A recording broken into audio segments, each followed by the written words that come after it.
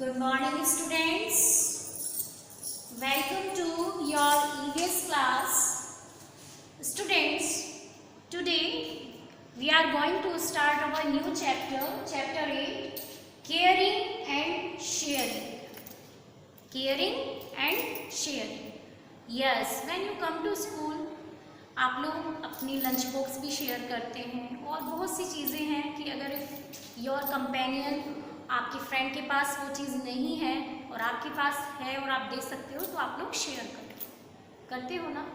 तो टुडे अवर जो हमारा चैप्टर है, our chapter is based on this topic, public property and private property.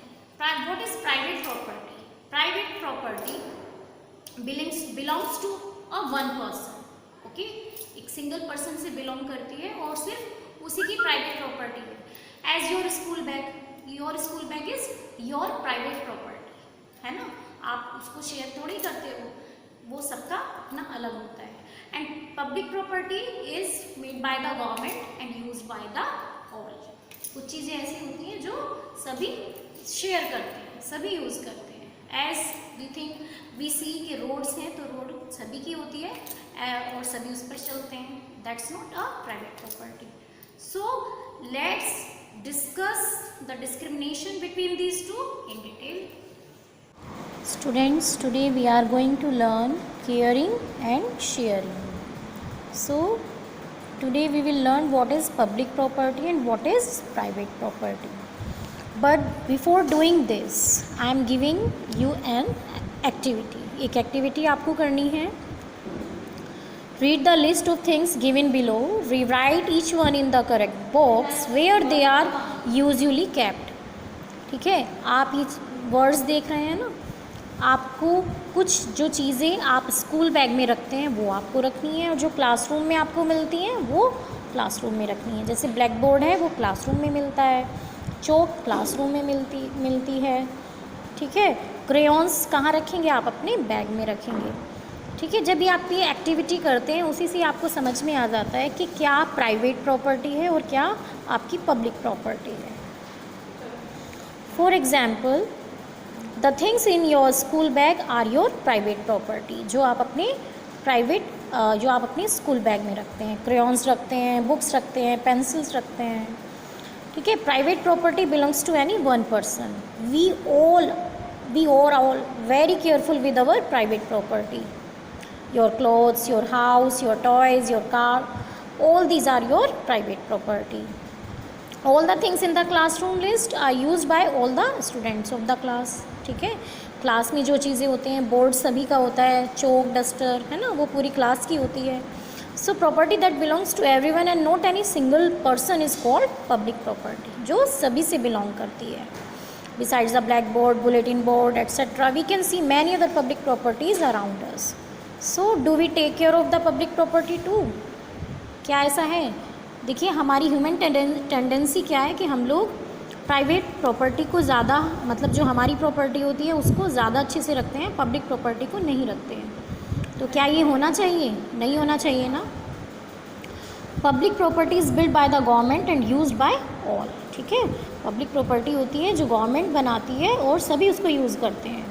लेकिन गवर्नमेंट कहाँ से बनाती है? वो भी तो उसी से बनाती है जो टैक्सेस हम लोग पे करते हैं। गवर्नमेंट को फ़ंड कहाँ से मिलता है? हम जो लोग टैक्सेस पे करते हैं। तो इनडायरेक्टली पब्लिक प्रॉपर्टी भी हमारी ही होती है और हमें उसका भी ध्यान रखना चाहिए।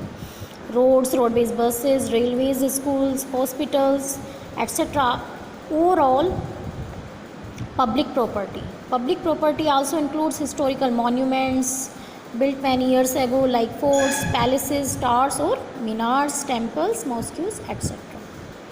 Okay, do you know from where a government gets funds to build and maintain public property? कहाँ से मिलती है गवर्नमेंट को? कहाँ से फंड्स मिलते हैं कि वो पब्लिक प्रॉपर्टी को मेंटेन कर सके? So this is taxes paid by the people like house tax, road tax, entertainment tax, ठीक है, etc. raise the funds that are used for the maintenance of these public properties. So this means it is we, the public, who pays for the maintenance of public property. ये हम लोग ही हैं जो public property के लिए पे कर रहे हैं। सो एनी डैमेज और loss to the public property is actually our loss. So therefore we must learn and remember to take care of public property. Okay, now school property. Our school provides us with a number of facilities like desks and chairs to sit, blackboards and chalk for writing and computers for learning better. ठीक है, हमारी school हमें बहुत सारी facilities देता है. So it is our duty to take proper care of the school property also. हमें अपने स्कूल की प्रॉपर्टी का भी पूरा प्रॉपर केयर रखनी चाहिए. ठीक है, school also provide us with playgrounds where we can play various games. है ना, हमारे पास प्ले ग्राउंड होता है स्कूल्स में जहाँ हम लोग बहुत सारे गेम्स खेल सकते हैं. So it is our duty to use all sports equipments and play the playground with care. तो क्या क्या taking care of school property, क्या क्या हमको ध्यान रखना चाहिए. We should not scratch on our desk. ठीक है, डेस्क पर हम लोग स्क्रैच करते हैं. So don't scratch on your desk. Don't write और draw on your class walls. ठीक है, क्लास की वॉल्स पर, दीवारों पर हमको कुछ भी ड्रॉ या लिखना नहीं चाहिए. Do not litre the classroom. Use the dustbin instead. ठीक है, कुछ भी हम लोग इधर डाल देते हैं कूड़ा वगैरह क्लासरूम में, तो वो नहीं, डस्टबिन में डालना चाहिए. डोंट स्क्रैच और scribble on the blackboard. Blackboard को स्क्रैच या स्क्रिबल नहीं करना चाहिए. Don't waste chalk. Don't break the lights और डैमेज द फैंस. ठीक है, डोंट टीयर पेजेस. बहुत करते हैं ना हम लोग, पेजेस टीयर करते हैं और फाड़ के और फिर हम लोग फेंक देते हैं. ठीक है, तो वो पेजेस टीयर नहीं करनी चाहिए, स्पेशली जो लाइब्रेरी से हम लोग बुक्स लेते हैं. डोंट टीयर पेजेस और draw in your library books. Remember to switch off the lights and fans when you leave the classroom. ठीक है, ये आप सबकी इक्वल रेस्पॉन्सिबिलिटी होती है कि जब भी आप लोग क्लासरूम को लीव करते हैं तो स्विच ऑफ करना चाहिए लाइट्स और फैंस को. Remember to turn off the tap after washing your hands and drinking water. और हमेशा व्हेन आफ्टर ड्रिंकिंग वाटर और वॉशिंग हैंड्स हमेशा आपको टैप को टर्न ऑफ करना चाहिए. So okay students,